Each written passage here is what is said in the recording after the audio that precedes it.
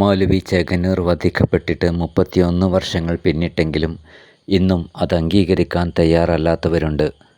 മൗലവിയുടെ മൃതദേഹം കണ്ടുകിട്ടാത്തതിനാൽ അദ്ദേഹം ഒളിച്ചോടിയതാവാമെന്നും എവിടെയെങ്കിലും ജീവിച്ചിരിപ്പുണ്ടാവാമെന്നുമാണ് ചിലരുടെ വാദം. ആത്മഹത്യ ചെയ്തിട്ടുണ്ടാവാമെന്ന് പറയുന്നവരുമുണ്ട്. ഇതിനെല്ലാം CBI കോടതി തന്നെ മറുപടി പറഞ്ഞിട്ടുണ്ട്. 2010 സെപ്റ്റംബർ 29-നാണ് ചേകന്നൂർ വധക്കേസിൽ വിധി വന്നത്. ഒന്നാം പ്രതി VV ഹംസയ്ക്ക് ഇരട്ട ജീവപര്യന്തം കഠിന തടവും 1 ലക്ഷം രൂപ പിഴയും വിധിച്ച് CBI പ്രത്യേക ജഡ്ജി S. വിജയകുമാർ തൻ്റെ വിധിപ്രസ്താവത്തിൽ ഇങ്ങനെ പറയുന്നു. പൊതുസമൂഹത്തിൽ സജീവമായി പ്രവർത്തിച്ചയാൾ ആത്മഹത്യ ചെയ്യുമെന്നോ ഒളിച്ചിരിക്കുമെന്നോ കരുതാനാവില്ല. മൂർച്ചയേറിയ ആയുധത്തേക്കാൾ അപകടകാരിയാണ് കടുത്ത ശത്രുത. സമുദായത്തിൽ പുരോഗമന ആശയങ്ങൾ പ്രചരിപ്പിച്ച മൗലവി എതിരാളികൾക്ക് മാപ്പർഹിക്കാത്ത ശത്രുവാണ്. വൈരാഗ്യം തീർക്കാൻ കൊല ചെയ്തതാണെന്ന നിഗമനത്തിലെത്താം. ചിന്തയിലും പ്രസംഗത്തിലും പ്രവൃത്തിയിലും മൗലവി പുരോഗമന ആശയങ്ങൾ പ്രതിഫലിപ്പിച്ചു. മൗലവിയുടെ പുരോഗമന തത്വശാസ്ത്രത്തെ സഹിഷ്ണുതയോടെ കാണാൻ പ്രതികൾ തയ്യാറായിരുന്നില്ല.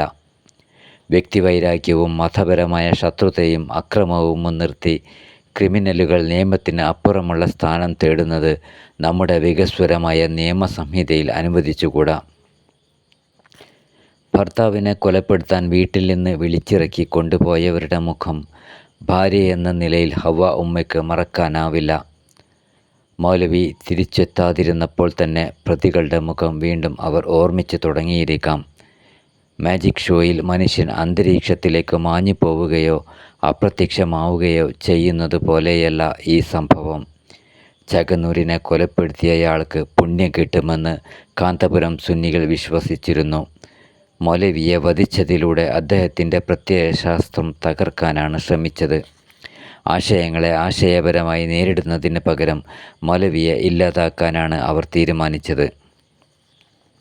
ഇതാണ് കോടതി പറഞ്ഞതെങ്കിൽ കേസ് അന്വേഷിച്ച ഒരു പ്രതിക്കെങ്കിലും ശിക്ഷ വാങ്ങിക്കൊടുത്ത central bureau of investigation team കോടതിയിൽ പറഞ്ഞത് ഇങ്ങനെയാണ്. തികഞ്ഞ പണ്ഡിതനായിരുന്ന മൗലവി സമുദായത്തിലെ അന്ധവിശ്വാസങ്ങൾക്കും മതമൗലികവാദത്തിനും എതിരെ ശക്തിയായി പോരാടിയ ശ്രേഷ്ഠ വ്യക്തിയായിരുന്നു.